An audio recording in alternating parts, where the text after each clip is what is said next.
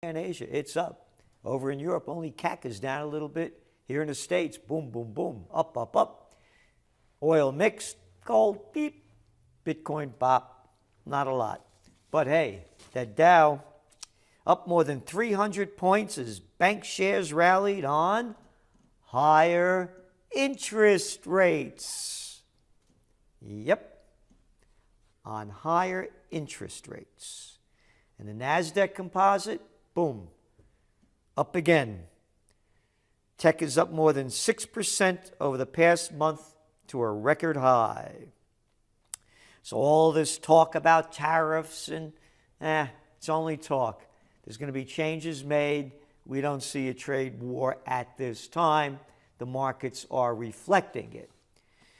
And speaking about interest rates, hey, how about your trend alert?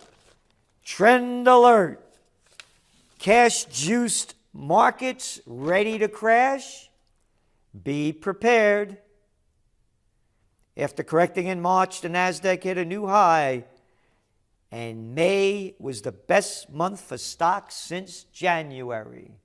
That's right. Read all about it and much more in your trend alert, because let's go back to rising interest rates. European retreat. Nervous investors pull $11 billion from region. Euro leery Italy loses faith in the EU. That has to do with your trend alert and where these markets are going. The new Prime Minister of Italy, Mr. Conte, said yesterday, quote, "A new wind is blowing in Italy. Again, we are saying what virtually no one else is. This is the beginning of the destruction of the Eurozone." Quote, he says, "If populism is listening to the needs of the people, we accept such a label." And there are two parts, big parts, to the new coalition with Cinque Stelle and Lega. One of them is to turn around Italy's economy, and the other one, confront the migration crisis that has brought 750,000 people to Italy's shores since 2011. 2011. What happened in 2011? No one speaks about it. The slimy, arrogant Nobel Peace of Crap Prize winner, along with the slimy Sarkozy and the crappy Cameron and Samantha Power, Susan Rice, and Hillary Clinton, destroyed Libya, slaughtered tens of thousands of people, turned the place into a hellhole. And Gaddafi warned, when I go, you will have a migrant crisis that you won't be able to handle. Oh, but let's not talk about that. Let's just really be stupid, because that's all it is. That's what the media is. It's prostitute crap. No one talks about this. Anyway, moving on, the other issue, the economy and the euro. Most businesses don't want Italy to leave the euro because of the chaos and uncertainty the move would bring, and because any benefits would be short-lived. That's according to the Wall Street Journal. Hey, cazzone, how long has Italy been a country, How many millennia? Morons, without the euro. You think they could do it on their own? Of course not. We're too stupid to think for ourselves. We just buy. Oh, come on now. That ain't even bullshit. That's horse shit. You got it. Read your trend alert. No bullshit, no horse shit. Just facts. Again, Europeans retreat. Nervous investors pull 11 billion from region. Investors have pulled nearly 11 billion out of European equity exchange traded funds in the past 3 months. During May, more than 3.7 billion of investment left Europe equity ETFs. It marks the most money flowing out of European company shares via tracker funds since data gathering began in 2008. This is real.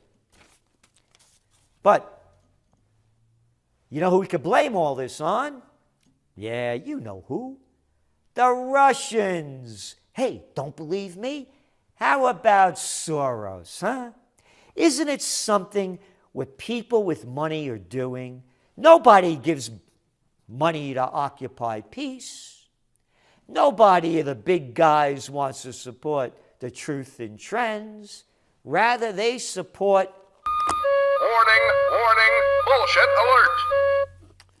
George Soros said, quote, I don't know if Salvini, he's the head of Lega, was funded by Moscow, but the public has a right to know. And they get away with it. And moving on to some other trends, going back to gold prices, bloop, flat, all about interest rates. Oil, boop, you know what's going on. More supply than demand right now, and more talk coming out of India, by the way, talking with the Saudis, that they're going to increase production. And in the United States, you ready for this? U.S. crude inventories rose 2.1 million barrels in a week to June 1st. And the Energy Information Administration said U.S. crude output hit a record 10.8 million barrels a day in the week. U.S. oil production is up, you ready for this? 1.5 million barrels per day in a year. How much did OPEC and non-OPEC members cut back? 1.8 million barrels a day. Just the United States is basically making that up. So that's the pressure on oil. It's a simple story. Sky-high lumber adds to housing costs. Again, you have a housing shortage in the United States for the lower ends. Costs have gone up. They're averaging about $3,000 on average to the cost of each house just on lumber. And then you have wages going up. You have other commodity prices going up. The cost of housing is going up. But wages aren't going up. And what else do we have here? Apple targets phone overuse.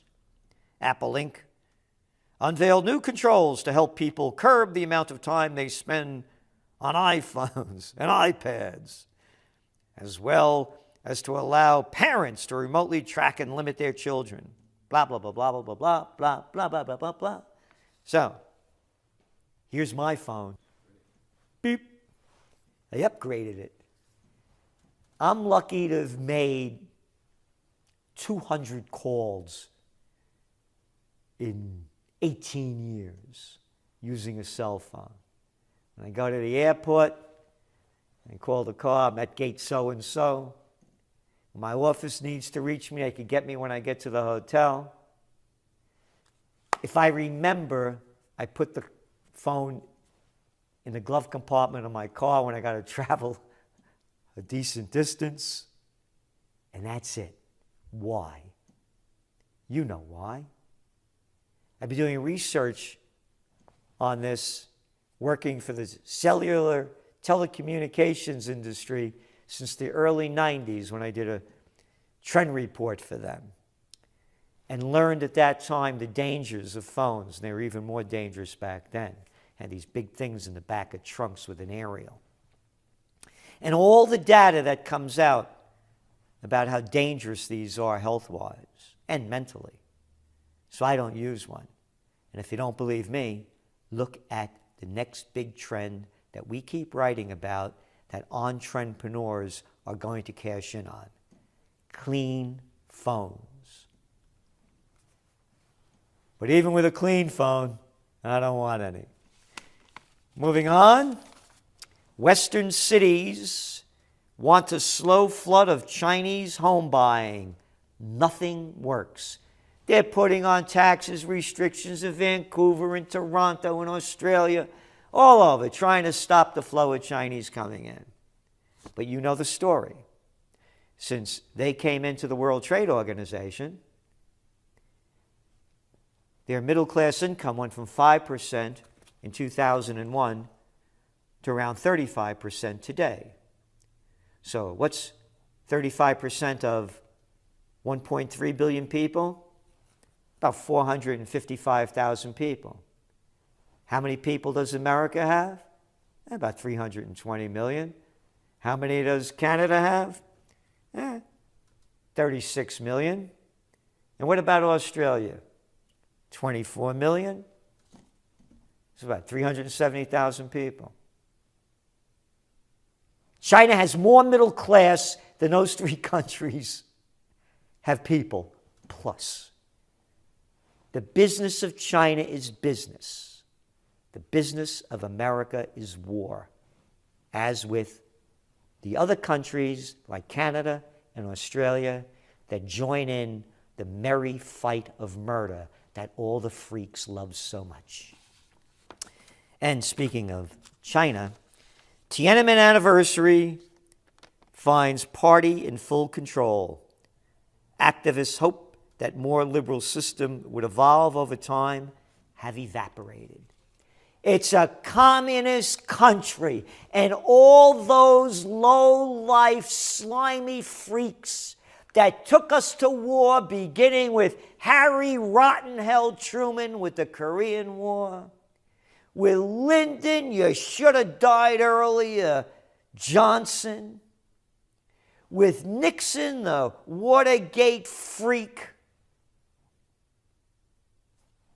with one after another, taking us to war against the communists. But it's okay to do business with them. Now, of course, I'm not saying good or bad about it. I'm showing the hypocrisy of it. And all of this tariff talk, what nobody talks about, is why do we have such a large trade deficit with China, with Mexico? Because our manufacturers got their products manufactured in those countries for cheaper labor. It's not like we're buying stuff that the Chinese and Mexicans invented. Nike and Levi and all the other stuff. And your automobiles aren't designed and created by them. Our companies sold us out. Our congressmen and senators have sold us out. And our presidents have sold us out. And again, I don't agree with just about anything from Trump other than on trade. And moving on to some other trends, speaking of Canada, Canada poised to approve legal marijuana sales. Pot shops could be opened by late summer. Canada's government is poised to approve sweeping cannabis legislation as soon as this week and could launch marijuana sales by late summer. But hey, you knew all about it a long time ago. Reefer, money, madness, and don't forget, look back at your Friday Trends special. This is just the beginning. It's the end of Prohibition in the 1930s. So, you could get on board and get high on profits. This is Gerald Celente, and that's some of today's Trends in the News.